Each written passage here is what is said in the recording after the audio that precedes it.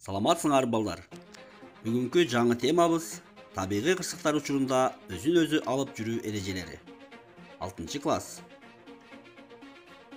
Сабактын максаты окуучулар табигый кырсыктар учурунда өзүн өзү алып жүрүү эрежелерин билишет. Кырсыктар учурундагы негизги сактануу жолдору менен таанышып, билимдерин өстүрүшөт. Сабырдуулукка, чыдамкайлыкка тарбияланышат. Үй тапшырмасын суроо. Табигый кырсыктарды келип чыгышы боюнча канча топко бөлөбүз? Ушул 3 вариантты карап ойлонобуз.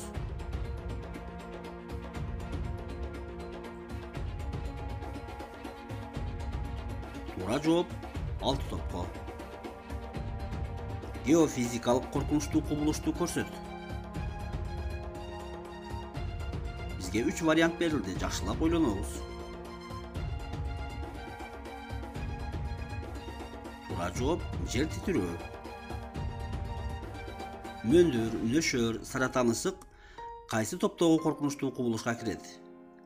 Варианттарды карап ойлонобуз.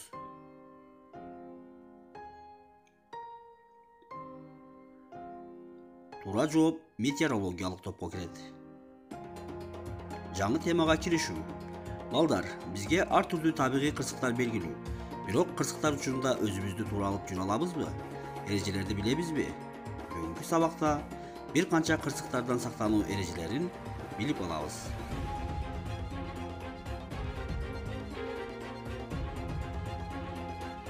Жер титирөөдөн сактануу. Имаратты жана андагы буюмдардын кыймылдаганын сезгенде дүрбөлөңгө түшпөө керек. Анткени али чыгып кетүүгө убакыт жетишет. Тезинен имараттын ичинен документ, акча жана эң зарыл буюмдарды алып, тепкич менен чыгып кетүү. Лифтке түшкөнгө болбойт. Эгер үйдөн чыга албай калган учурда дубалдын бурчу жана столдун астына жашынууга болот. Чоң предметтер жана айнектин жанына турганга болбойт. Жаш балдарды калкалагыла.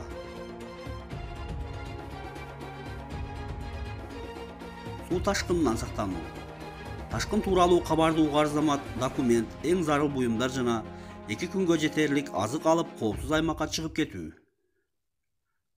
Үйдөн чыгарда электр жана газ жабдууларын өчүрүп, калкый турган буюмдарды бекемдөө керек. Эгер убакыт болсо, үйдөгү баалуу буюмдарды жогорку кабатка же чатырга чыгарып, эшик-терезелерди жаап коюу керек. Эгер жардам келбей калса, үстүнкү кабатка же чатырга даракка чыгып, күндүзү сүлгү булгалап, түнү жарык сигналы менен жардам чакыруу керек. Кар көчкүдөн сактануу. Эгер кар көчкүдөн кача албасаң, анда багытын карай бутту бүгүп жерге бекем жатуу керек. Өтө ылдам темп менен кар көчкү жолунан коопсуз жайга качып, аскага жашын, жаш даракка жашынганга болбойт.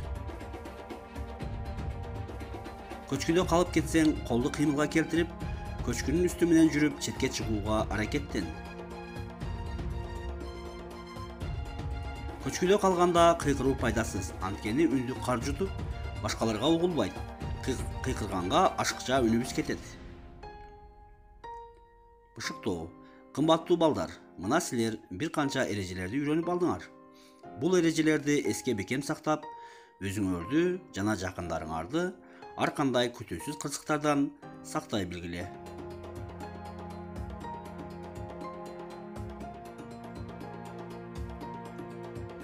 Үйгө тапшырма.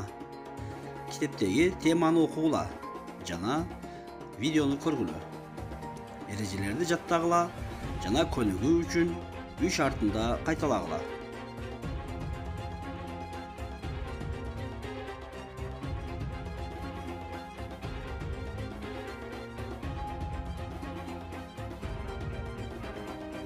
Сабак соңуна чыкты. Көңүл бурганыңарга рахмат.